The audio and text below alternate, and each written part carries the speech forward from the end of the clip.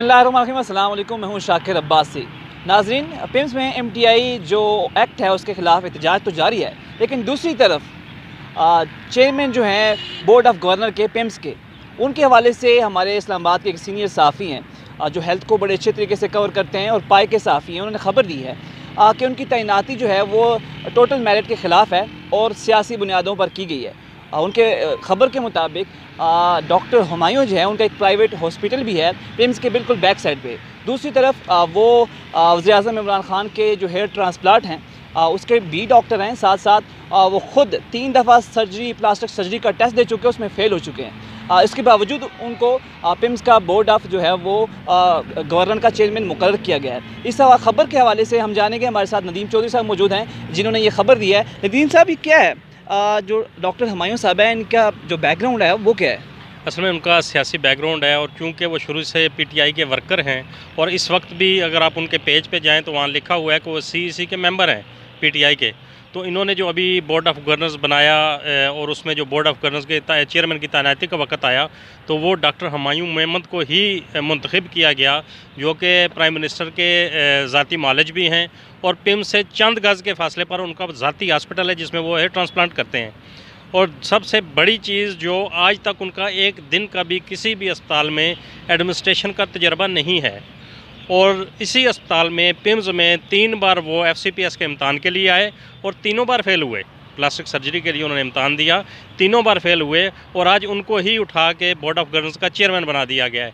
तो prime minister ने जो वहाँ से पेशावर से एक मैसेज दिया जो पिम्स के मुलाजमीन थे उनको, कि मैं स्ट्राइकर्स को कहना चाहता हूँ कि हम जो है वो रिफॉर्म्स लाना चाहते हैं, तो क्या आपकी यही रिफॉर्म्स हैं कि आप अपने उन मनपसंद अफराद को उन पर लाना चाहते हैं और उनके ज़रिए रिफॉर्म्स लाना चाहते हैं जिनके पास किसी किस्म का तजर्बा नहीं?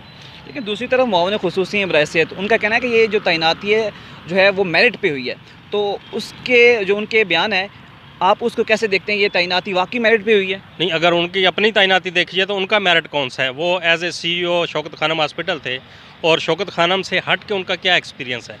मतलब वो एक मिनिस्ट्री उनको दे दी गई और ये बदकिस्मती है पाकिस्तान तहरीक इंसाफ की, पाकिस्तान तहरीक इंसाफ के वर्कर की और पाकिस्तानी तहरीक इंसाफ के उन MNAs की बदकिस्मती है कि जिसके अंदर 18 से ज़ायद डॉक्टर मौजूद हैं, उनमें से किसी को हेल्थ मिनिस्ट्री नहीं दी गई और बाहर से ही लोगों को ला के, जिस तरह ज़फ़र मिर्ज़ा साहब को लाया गया, अब इनको लाया गया फैसल सुल्तान साहब को, तो उनके अंदर MNAs मौजूद हैं जो इलेक्टेड लोग हैं।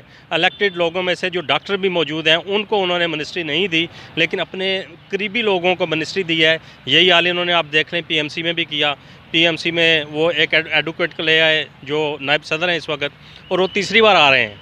तो इसका मतलब ये हुआ कि आप उन लोगों को ला रहे हैं जो आपके इंतहाई चाहते हैं और आप सिस्टम को ठीक करने की बजाय उस सिस्टम के अंदर करप्शन की नई अमाजिका बनाना चाहते हैं, क्योंकि आप लोग मेरिट पर नहीं ला रहे। अच्छा, ये आपने कहा कि वो ख़ुद पिम्स में प्लास्टिक सर्जरी के टेस्ट में 3 दफ़ा फेल हुए, इस बात के ठोस एविडेंस आपके पास हैं जो आपने खबर दी है? जी बिल्कुल, पिम्स के अंदर उनका रिकॉर्ड मौजूद है। FCPS इम्तहान में बैठे हैं और वो 3 बार उसमें फ़ेल हुए हैं और उसमें उसके बाद उन्होंने इम्तहान नहीं किया, प्लास्टिक सर्जरी के लिए गए हैं और उसके बाद उन्होंने ज़ाहिर है बाहर से कोई ना कोई डिप्लोमा कर लिया होगा और उसको उन्होंने हेयर ट्रांसप्लांट का अपना सिस्टम शुरू किया और इस वक्त एक बहुत बड़ा नाम है। चूँकि प्राइम मिनिस्टर के ज़ाती मालिज हैं इसलिए उनका एक नाम आ गया और CEC के मेंबर भी हैं, उनको बोर्ड ऑफ गवर्नर्स का चेयरमैन बना दिया गया। और दूसरी तरफ प्राइम मिनिस्टर कहते हैं कि हम इनको प्राइवेटाइज़ नहीं कर रहे। अगर आप प्राइवेटाइज़ नहीं कर रहे तो अपने ही लाए गए सदारती आर्डीनेंस को एक बार पढ़ ज़रूर लें, जिसमें लिखा गया है कि हम एक मखसूस अमाउंट देंगे, बाकी जो जनरेट करेगी अमाउंट वो बोर्ड ऑफ गवर्नर करेगा।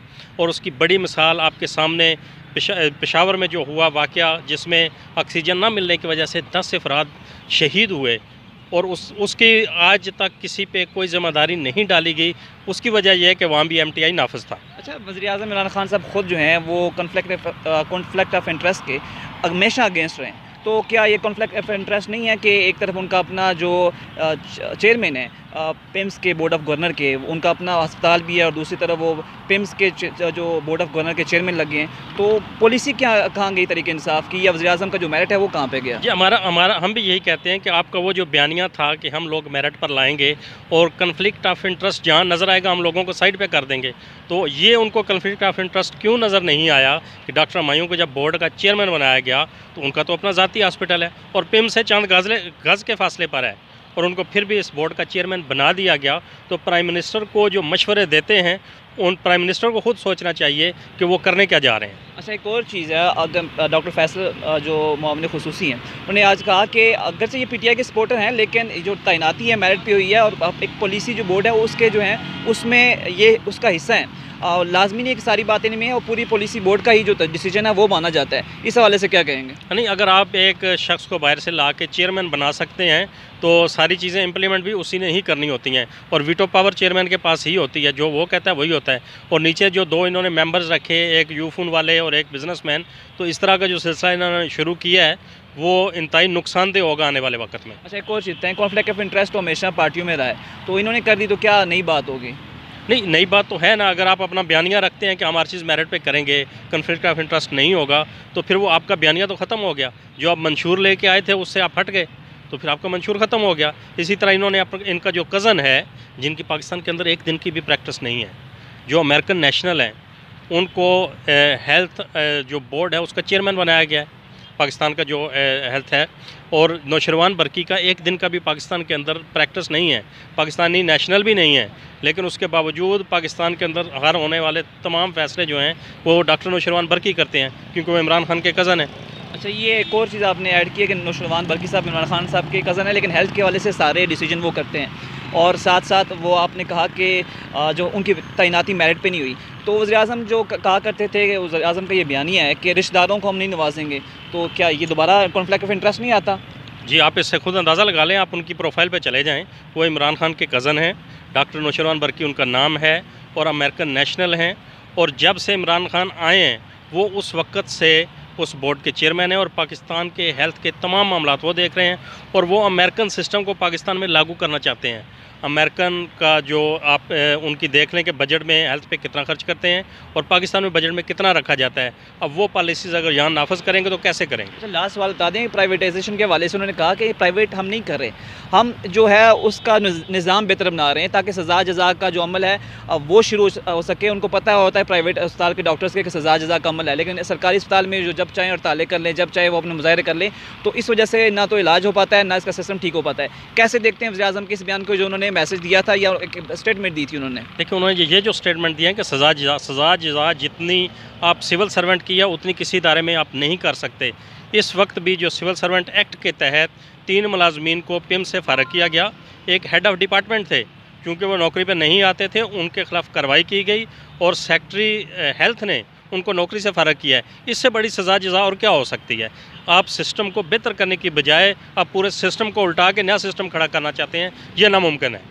अच्छा, जो अभी MTI एक्ट है टेम्स में चल रहा है, तो आपको लगता है कि आप तो वज़ीर-ए-आज़म कह चुके हैं हम इसको वापस नहीं लेंगे, तो उसके बावजूद जो प्रोटेस्ट है वो किस कदर करामत साबित होगा? बहसीयत है आप एक हेल्थ रिपोर्टर, आप समझते हैं कि किसी सूरत ये करामत साबित हो सकता है? देखें, 22 लाख इस्लामाबाद की आबादी है इस वक्त, और रोज़ाना का 10,000 मरीज़ पिम्स OPD में आता है। वो 10,000 मरीज़ प्राइम मिनिस्टर कहाँ लेके जाएंगे जब मुलाजमीन काम नहीं करेंगे? पिछले 18 दिन से उन्होंने तमाम काम बंद किया हुआ है, और सिर्फ ये 10,000 मरीज़ सिर्फ इस्लामाबाद का नहीं है, आपका KPK यहाँ आता है, आपके जो शौकत खानम हॉस्पिटल से रिजेक्ट मरीज़ होते हैं, क्योंकि शौकत खानम हॉस्पिटल सिर्फ कैंसर के वो मरीज़ लेता है जो फर्स्ट स्टेज पे होते हैं, जो सेकंड स्टेज, थर्ड स्टेज, उन तमाम मरीज़ों को ये पिम्स ही संभालता है।